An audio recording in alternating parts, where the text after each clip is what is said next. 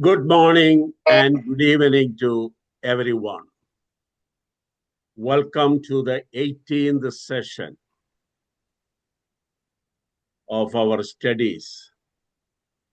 May I request Johan to say a short prayer. Our Almighty God, Creator of endless, thank you, Lord, for guiding us through the last week. Thank you for guiding us today. Lord, help us to understand. Lord, help us to explain and help us to be understand and let me be a blessed.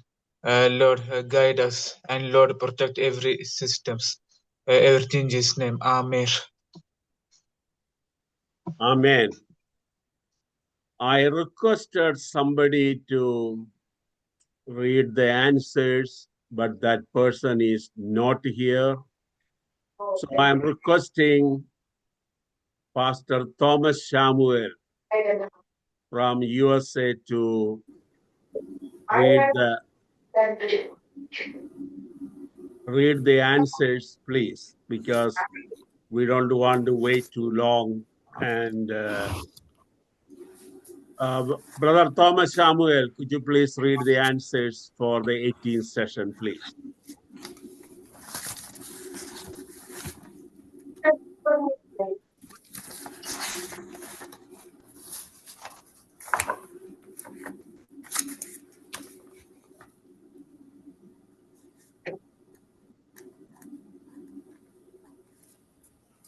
Thomas Samuel.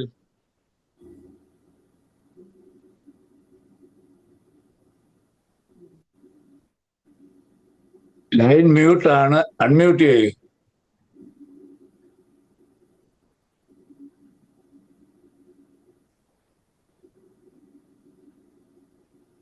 Let me call him maybe.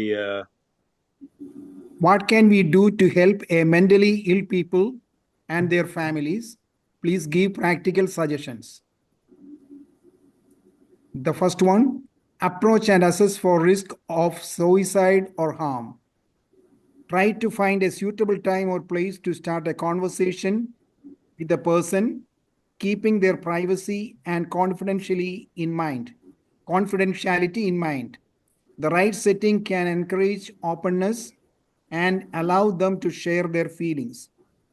If you sense that the person may be in crisis, it's essential to ask direct questions about their feelings. You might ask, are you thinking of hurting yourself or ending your life? While it can be uncomfortable, asking these questions shows the person you care and can actually provide them relief. If the person does not want to confide in you, encourage them to talk to someone they trust. You can get the conversation started by saying something like, I noticed that. Try to be accepting, even if you don't agree with what they are saying. It may be a relief to them just to have someone to share their feelings with. The second point, listen without judgment. Being a good non-judgmental listener is one of the most valuable gifts you can offer. Create a safe place for your friend to express their feelings. Many people experiencing a challenge or distress want to be heard. So let the person share without interruption. Try to have empathy for their situation. Number 3, give reassurance and information. After someone has shared their experiences and emotions with you, be ready to provide hope, useful facts, and information. Start by acknowledging their feelings. Let them know that it is okay to feel what they are feeling and that they are not alone. Use empathetic statements like, I am really sorry you are going through this, or it's understandable to feel overwhelmed.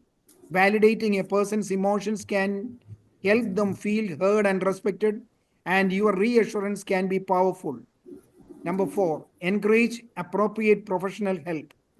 The earlier someone gets help, the more it can support their journey to recovery. So it's important to offer to help your friend learn more about the options available.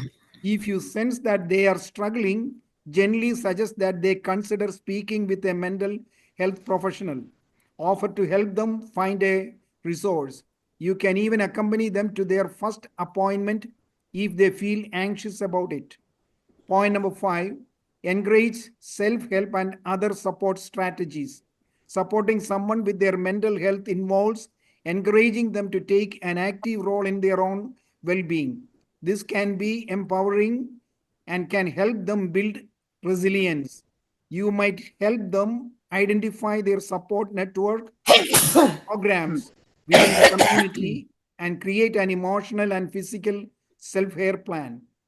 Point number 6, check in regularly and offer practical help. A simple message or phone call to ask how they are doing can show that you care. Regular check-ins can help your friend feel connected and supported, reminding them they are not alone. Sometimes the stress of daily responsibilities can feel overwhelming, so offer to help with tasks like grocery shopping, running errands, or cooking meals. Practical support can alleviate some of their burdens while demonstrating that you care. Point number 7, educate yourself about mental health challenges. Understanding mental health issues will better equip you to give support. Point number 8, be patient. Recovery from mental health challenges takes time and is often not linear. Be patient and avoid pushing them to get better quickly. Offer support without pressure and let them know you are there along the way. The final point, be mindful of your language. The way you communicate can have a significant impact. Avoid using phrases that might dismiss their feelings or experiences. Instead, validate their emotions and let them know it's okay to feel what they are feeling. Thank you, Brother Thomas Samuel, for that beautiful presentation. And I think you covered almost everything which we need to know. The bottom line is offer support to the people suffering from mental health issues. And most of the time, the offer is not coming. For example, people talk among themselves while that person is slowly slipping into a serious situations. Many people who came to me for help, even now,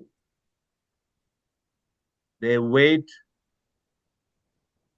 5 years, 10 years, 15 years, 20 years, 25, 30, and some people even wait 40 years, I have seen,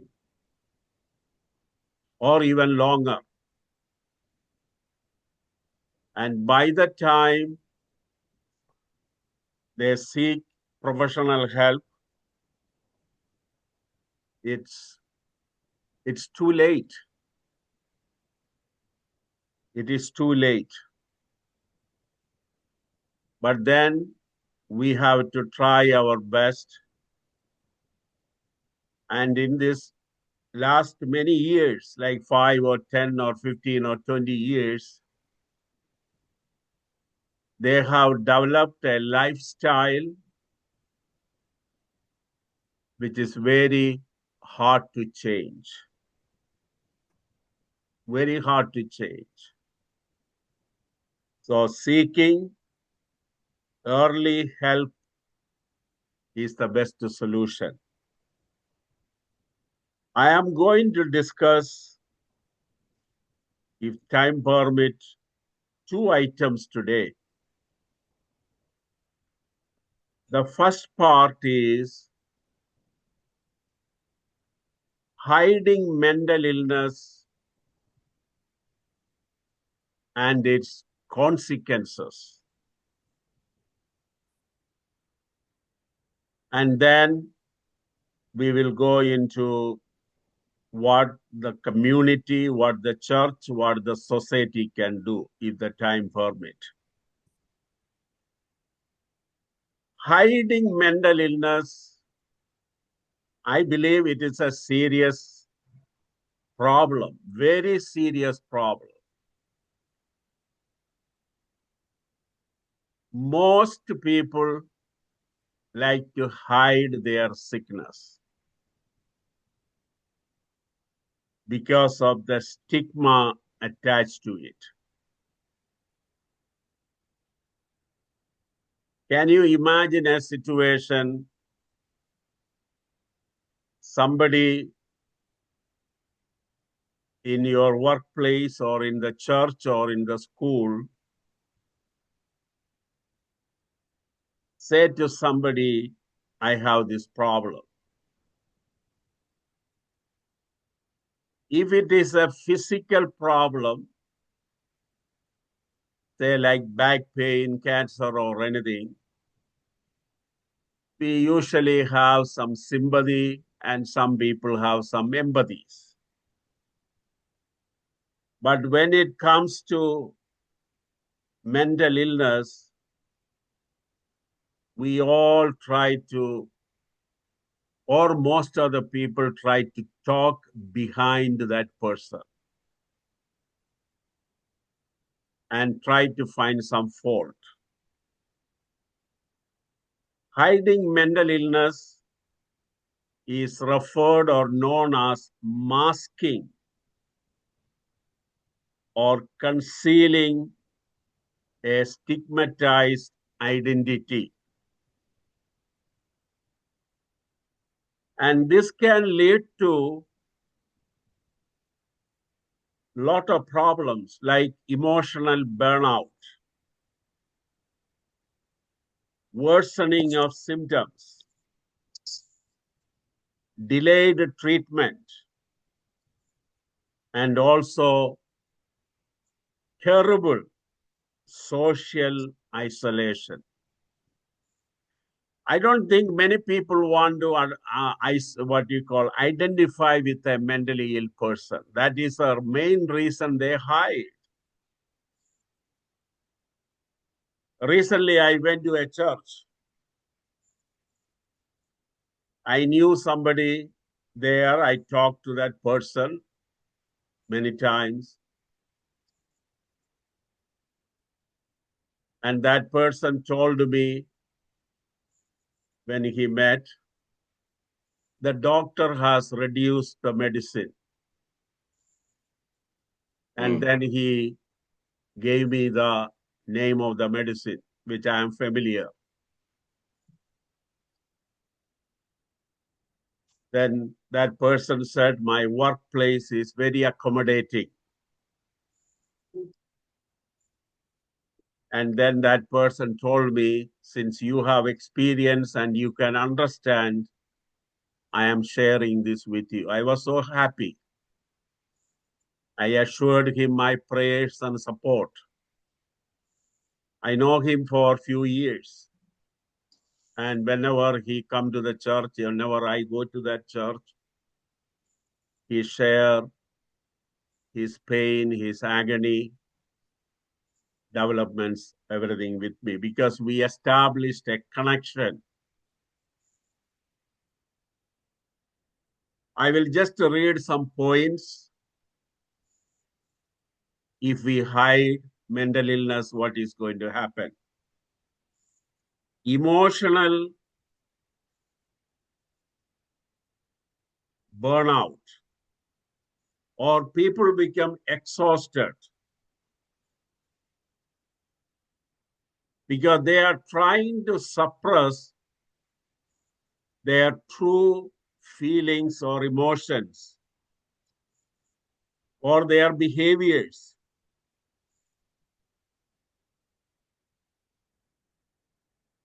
Because they do that, they are burnt out mentally and physically, tired, which can lead into a total burnout situation. Usually the word burnout is used when we talk about stress.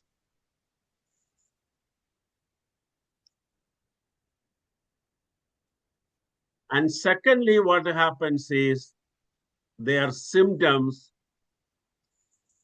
worsens. It's like any other physical illness.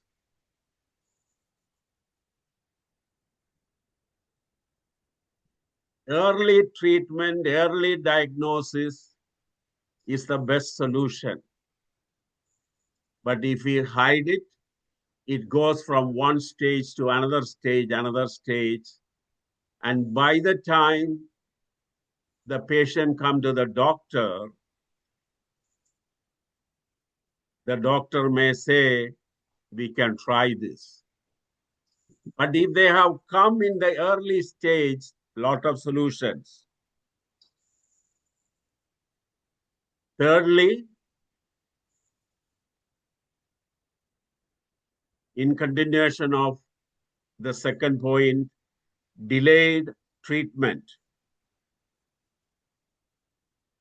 Why people delay? Because fear of being judged. And this is where they lack courage. I told this story in the last class. I will repeat here. I don't think I shared here.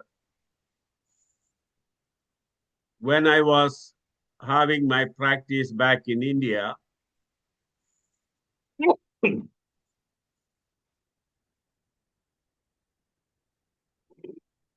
a well-known person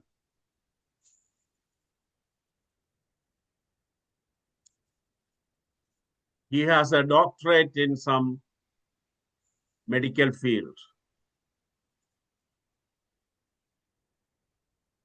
And he said, I want to talk to you, but I don't want to come to your office because he's well known in the city. Because the understanding of the neighborhood is anybody who come to see Dr. Thomas in the office is having some problem. They show the sign like this. Or some screw is loose. This is the idea of the people. Plus, Screw the is people who loose. is working in my office are also from that city. Now, how to resolve this problem? So this person suggested, you cannot even come to my house or my office. I cannot come to your house. So the solution was, we take a ride in his car. This is not exaggerated. We may have taken 30 to 40 rounds in the city. It's not a very big city, but average city. And jokingly, we all said, we are happy that the police is not watching us. Because again and again going round and round, the traffic police, that is the terrible situation. And I may have told you, people have come like Nicodemus late in the night to see me.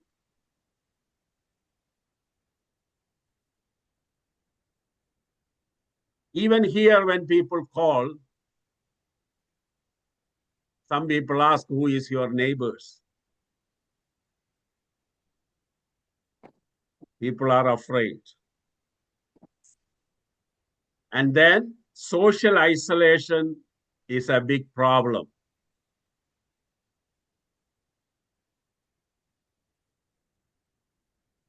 When we are isolated socially, we don't get enough help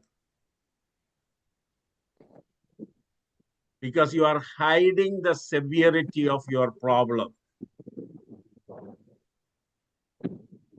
When you are hiding, even the relatives are not able to support you. And then these people can develop physical health problems also. Because chronic emotional stress can have physical consequences. They can become very tired, headache and body aches, and stomach problems, etc. Stress, because they are hiding a lot of things. And always remember, the help is available now in many places, not all places. Organizations are there. In the early part of my practice back in India, I had big advertisements, hoardings, the board signs in many places of the city, bus stands, railway stations. Even now, if you Google it, you can find a lot of help. Now, if we as a group, say for example, church,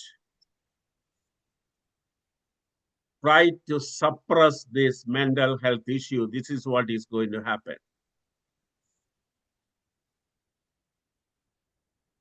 Spiritual abuse and adding more guilt to people's life.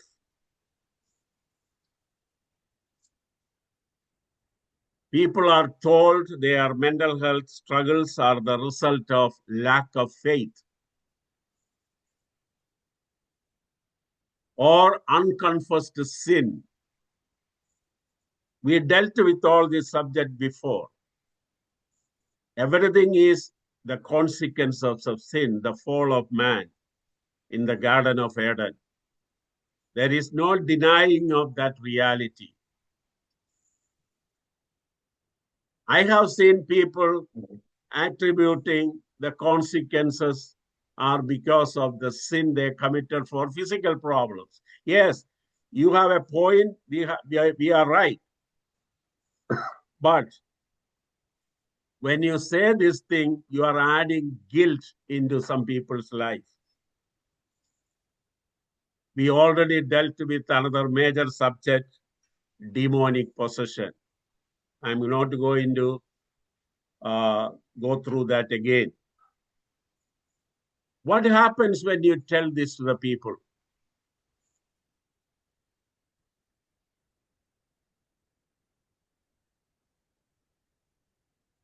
I still remember when I took somebody to church who is a mentally ill person, that person started showing symptoms of mental illness.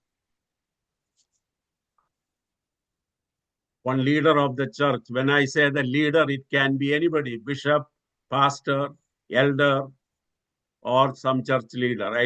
I avoid saying titles because people are very sensitive to these type of titles. It can be a reverend. Publicly said, see, when the singing is happening, the evil spirit is working. Evil spirit is trying to get out of the persons. I felt so bad. Then I tried to correct that person after the service. He said, don't say this type of things in the public. Because the person who I took with other people doesn't know anything about sin or what you call anything. That person is psychotic, out of touch with the reality. So spiritual abuse and adding of guilt happens. Because of that, the professional treatment is delayed. I have come across many people I think last time I told you somebody who came in a vehicle to take me. I think they wasted about 3 years telling this is evil possession. When I sent that person to the hospital in 15 days, that became person improved. You remember that I told they cooked food for me. So when we spiritually abuse people, delayed professional treatment happen. I'm not saying we should not pray. We have to pray. I'm not saying everything is not the consequence of it. Everything is the consequence of sin, the fall of man. But there is a difference. Otherwise, we would have never have even the headache. So why we give more importance to the mental illness as the devil's act? Even the headache has connection because of the fall of man. And then what happened? The stigma is increased. Why should I tell anybody I have a mental health problem when everyone is looking at me with a with a stigma, adding to my life?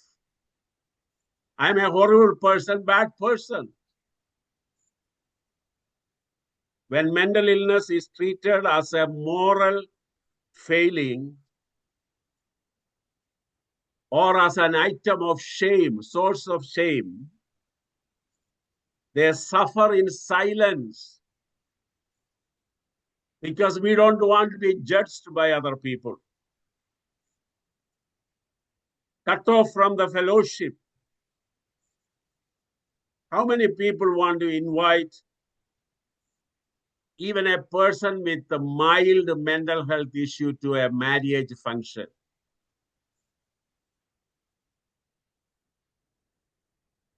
We don't want to.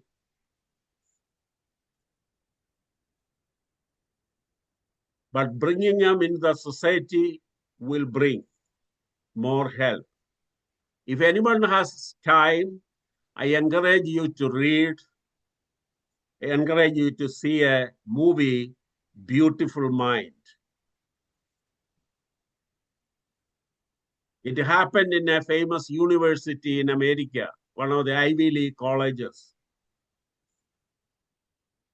I don't know whether that person is still alive. Beautiful Mind, a professor. He won the Nobel Prize, but he was chronically mentally ill.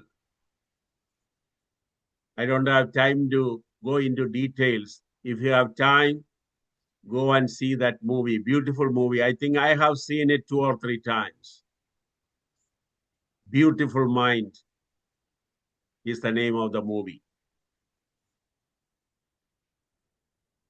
And then it adds to severe mental health crisis. Without a proper medical and therapeutic support, which could have prevented a lot of problems.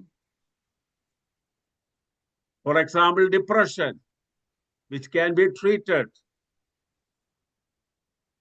or trauma, or suicide. This morning, somebody sent me a text from a faraway place. I am burnt out. I lost all the hope because I helped that person, I think nearly 2 years back, 1.5 years back, from suicide. Very complicated case.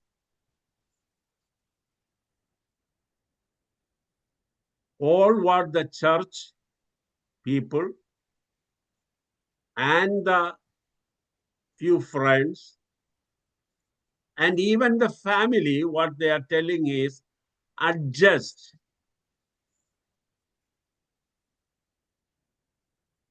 But that person promised me I will not commit suicide. So I am standing on that that promise.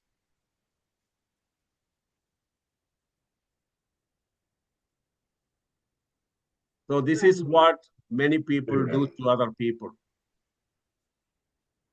Then that person called me. I said, now I am getting ready to go to church. I talked for 10, 15 minutes, and then tomorrow that person will call me. So when that person is not the problem, that person's spouse is the problem. But because of the stigma, they are not willing to seek help. And then, if it is a case of trauma, then it increases. Trauma is a different subject. We'll be handling that later on in a detailed study. The good news is many faith communities are actively working to help the people with the mental health crisis. Lastly, in this section, what will happen when parents hide the reality of mental illness? When the parents started hiding the reality of mental illness, lot of consequences are happening. One of the terrible consequences is they are growing as adults. Many of the symptoms, in many mental health situations, by age 10, 12, 13, they started showing symptoms, not all. Then they start growing up, and then they get married. Now the problem is added to the wife or husband's family. And then the parents of the boy or the girl will wash their hands. Like Pilate washed the hand. I have no part in this. Till the day of the marriage, he was okay, she was okay. That's just a lie.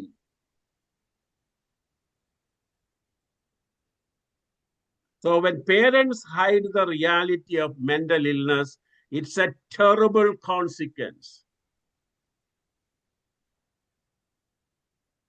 Because of the genetic factors, even the children can get affected. I pleaded and requested several people not to have children. Then the conflict starts. All because the parents protected the child with a mental illness without giving proper help. The same thing happens to the other cases when a person mentally ill hide the fact, when a church hide the fact, when the parents hide the fact. Consequences are all similar with a little difference. Their symptoms worsens. Without a proper diagnosis, therapy, or medication, the mental health issue has increased. So I am pleading, requesting everyone, everywhere, not only you, because this will be posted in YouTube, please don't hide mental illness of your children, relatives, or friends. You are doing a horrible thing. You don't need to publicize. You don't need to announce. Encourage them to take the treatment. Encourage them. That's what you can do. If you are protecting somebody from shame from outside, you are only adding more shame to it. the consequence can be terrible, terrible, terrible. I have handled a lot of cases like that. And then later on, confusion. For example, can you imagine a situation, a mentally ill man or a woman is getting married? Then the parents of the mentally ill person wash the hand. You know what is a consequence of that family? They are living in hell.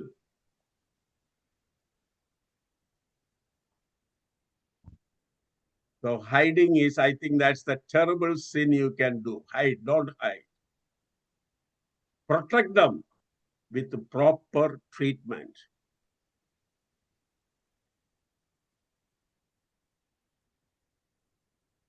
And then what happens? When later on, when the people find out, the trust is lost. For example, the other family come to know the parents have hidden a significant family reality. The families fight with each other. I know a few families like that. They never talk to each other anymore because the family has hidden the reality to the other family.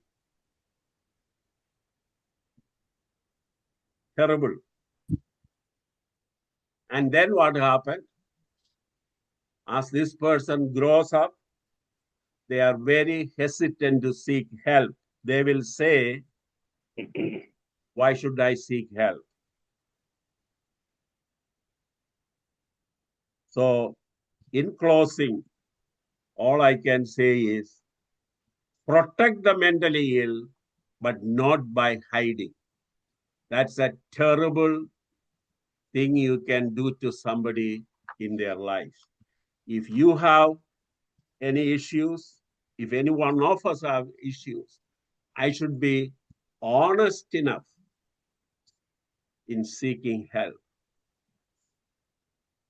One purpose of this class is we learn how to have that open mind.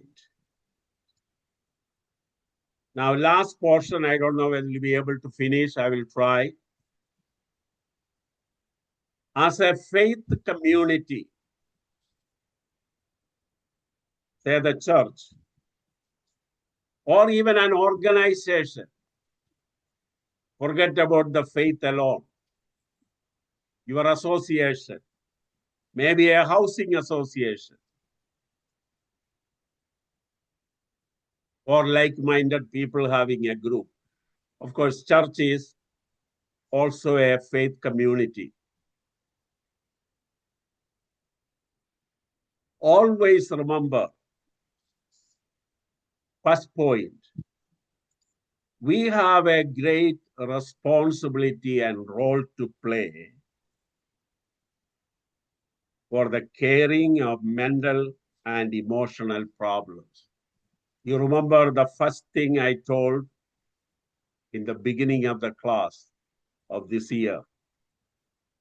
We have 4 needs: physical, emotional, mental, and spiritual.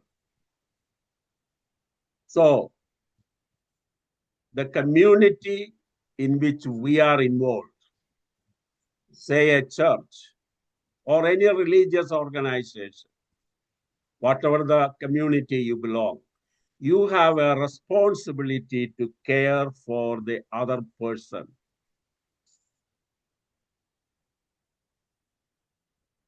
And we should be able to accept each other with the problems. That's the first thing we have to do.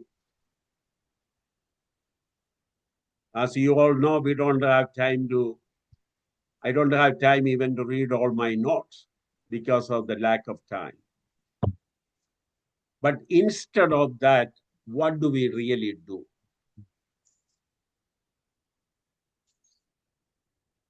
Isolating that person is the easiest thing we do in many situations.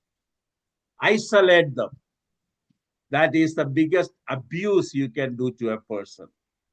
We don't talk to you anymore. Suppose somebody have a marital problem. What do we usually do? Oh, you are a sinner. You are a horrible person. Go away. And some people even deny them the, what you call, Lord's table or the Holy Communion or the fellowship. You are not even welcomed.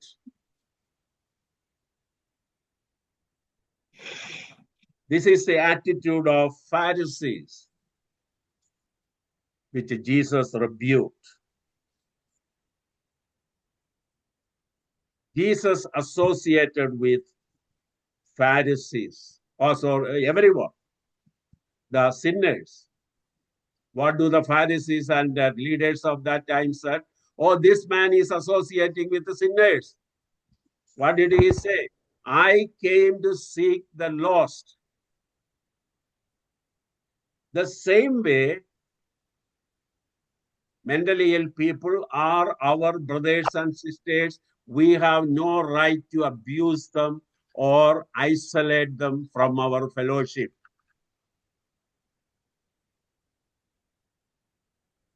Just ask a question before I go into the thing. How many of us are willing to visit their home just like we visit other people, if they are willing?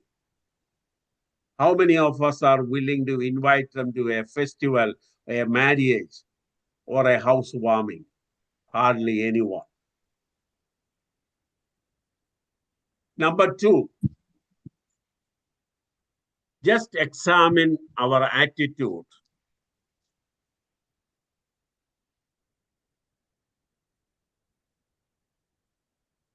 What is our attitude?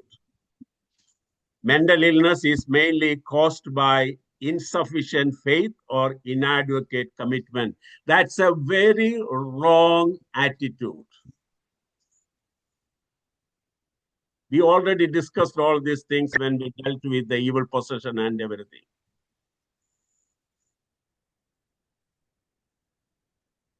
It is certain cases, yes. If we rebel against God, punishment happen. But that doesn't mean all the mentally illnesses are because of insufficient faith. Especially a psychotic person, he cannot have a faith. Or some people say, if you are committed to church, nothing will happen. That's not a correct attitude. I know several people who are very committed to church. Leaders, their families developed mental illness in their lives. Then another attitude problem is, if you increase in your faith,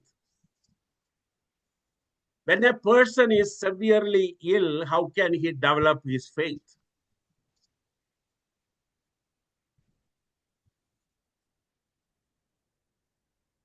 Then we'll say, then you can have healing. The problem is that person cannot even utter a good word like God or Jesus or, something similar to that. Because they are so sick.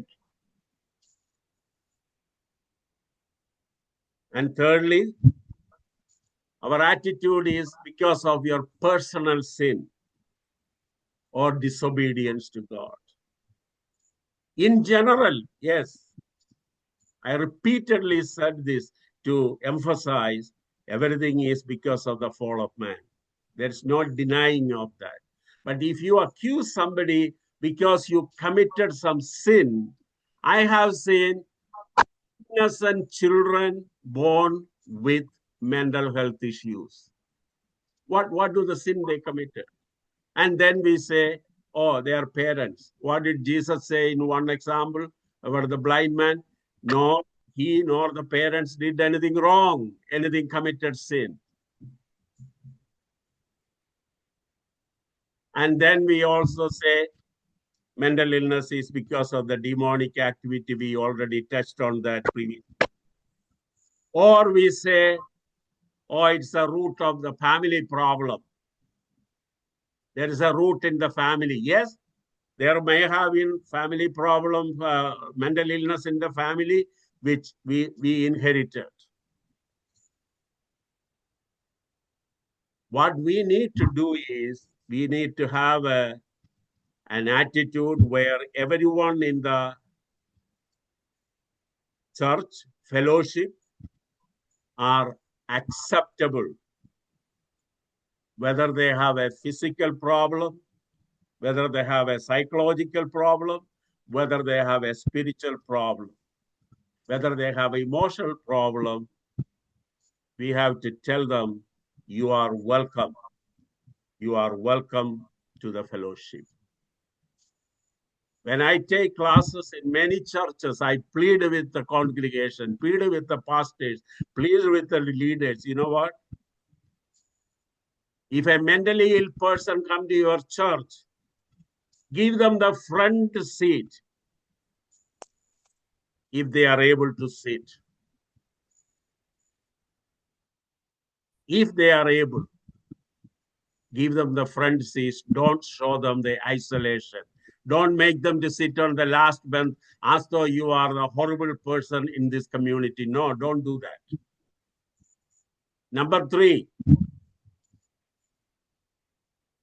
we must have a pastoral team with a specific responsibility for this thing, which I already sent you some papers so that I'm not going to repeat that.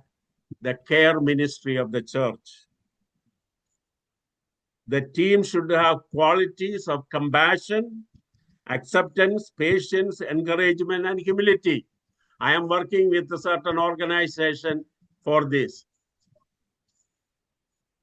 In fact, I'm going to give some talk in an international conference in October. I will send you the links. One of the subjects I'm dealing is mental health and related issues. The care team is growing in many churches, many communities. And some of you may say, I'm not a psychologist, I'm not a counselor, but you can do a lot of things.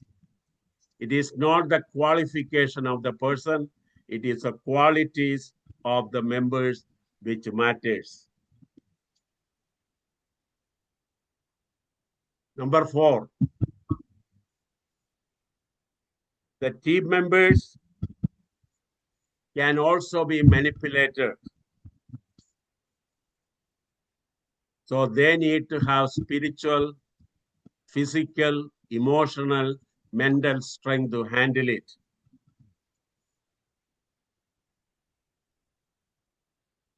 Next point is,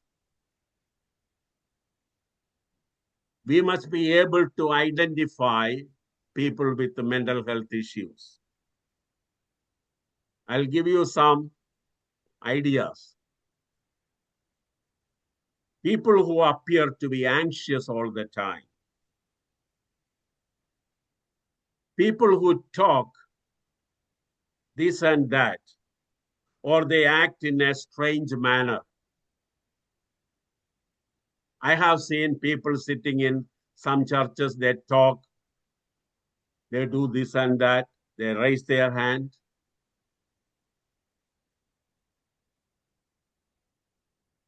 So watch for it and see whether you can help that person.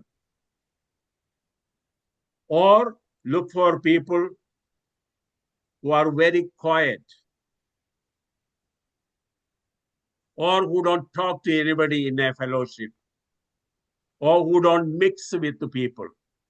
That's a warning sign. If anybody is withdrawing from the society, withdrawing from the family, withdrawing and isolating themselves in the rooms. In fact, I have if time permit, one of the days I'm going to talk about it, why people isolate themselves to the room, and then what you can do to help them. If any of your family member isolating themselves, they need help. Can we help all the people? No. Can we try? Yes. I have seen people who tried and gave up. At least the good part is you tried. Also, if anybody say, I hear the voices, or see the things which you cannot see it, that's a warning sign. Or people who are very suspicious and claim others are harming them. I have seen so many people like that. They are always afraid of other people. They are always suspicious of other people. So if anybody is like that, be careful and offer them help. And it's at high time they need help. And then those who are very happy and cheerful all the time, but suddenly their mood changes without any real reason. Or if somebody who spent a lot of money, suddenly, as though they are giving up everything. Or somebody say, I have this special power. Watch for it. That doesn't mean you have to go and diagnose them as mentally ill people. No. Watch, and if necessary, offer them the help. Also, some people all of a sudden become very religious. Sudden. Be careful. Then some people may ask, can we not have sudden spiritual experiences? Yes. But it should match with so many other factors. Also, if somebody is sad or depressed suddenly, or tearful easily, crying, or laughing, it can be on the opposite side. Some can be tearful, some can be crying, laughing, any what you call abnormal behaviors. You should be able to offer them the help with love and patience. Especially people who have suicidal thoughts. Next week onwards, I hope we can start study on suicide. Or those who attempted self-harm, self-mutilation. I have seen a lot of patients like that. They try to harm themselves, cutting themselves, playing with the fire. Or even people, if they say, I am possessed by the spirit, or I'm a victim of the black magic, etc., they may need help. Just few more things, I will close it. Who need urgent help? Excited person.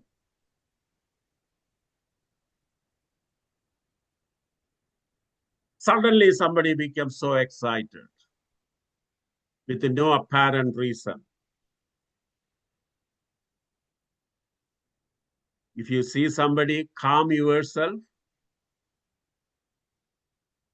Avoid getting into argument with that people or angry, or don't provoke them into anger. Try to gain confidence of that person. Then once they are settled, offer them professional help. This is something which you have to learn as parents when you deal with what you call traumatic informed parenting. That's another subject. We may handle it if the time permits. If the child is really upset, I'm just touching on it, I'll deal with it later on. If the child is really upset, that's not the time to solve all the problem. The first thing you need to do is to calm the person down. I'll be dealing with the technique and everything in another class altogether. If a person is isolating in the room, don't barge into the room, try to fix all the problem. Dangerous. You need to have training how to handle it.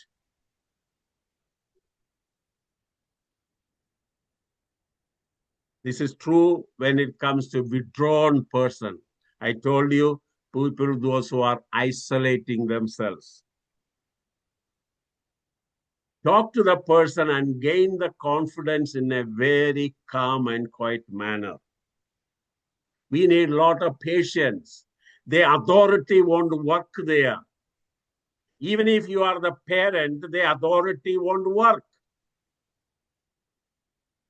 They can react violently. That's where we need training. And we need to find out why that person is withdrawing themselves into a room or away from the community. Slowly learn how to do it. We need to offer support to a suspicious person. Suddenly, if somebody becomes suspicious, suddenly someone becomes confused. Confused people usually are disoriented. They may not even know where they are, what they are doing, how are they doing. Maybe that person have physical illness. In certain diabetic cases, it can happen. High blood pressure, epilepsy, head injury, or mental health issues, which you don't know. So watch, if the confused person is in your fellowship, offer them the help in a nice, calm, and quiet manner. And if somebody become violent, offer the help. Don't leave them alone. If you cannot handle it, call the police, call the help. Especially in a country like America, you can call 911 if somebody is violent. They will come. They will come with the trained people how to handle it.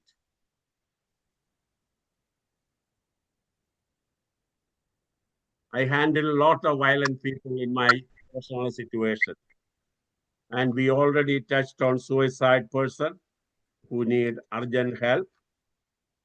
And we'll be dealing that another subject later on, maybe starting next week. And lastly, we should be able to take the person for professional help as lay counselors, as the pastoral care team, as the ordinary members of the church. You should have a referral list where the help can be available. Ready? There's nothing wrong. In your office, you must have the phone number, the name of the organization, name of the people immediately. And then keep in touch with that person as much as you can. In conclusion, another 1-2 minutes, I'll close it. The mental health cases are increasing. ignorance, stigma, and lack of resources are everywhere. Everywhere. In certain countries, it is more. Certain countries are yet to develop. So, we have to offer them help. In closing, let me say it. If you are a Christian, the great physician and the great psychologist is Jesus Christ. So if anybody say psychology and counseling is not necessary, that's not true. The great physician and psychologist is Jesus Christ. Thank you very much for attending. Please stay for 1 or 2 minutes, then you can go. So I'm going to close the record.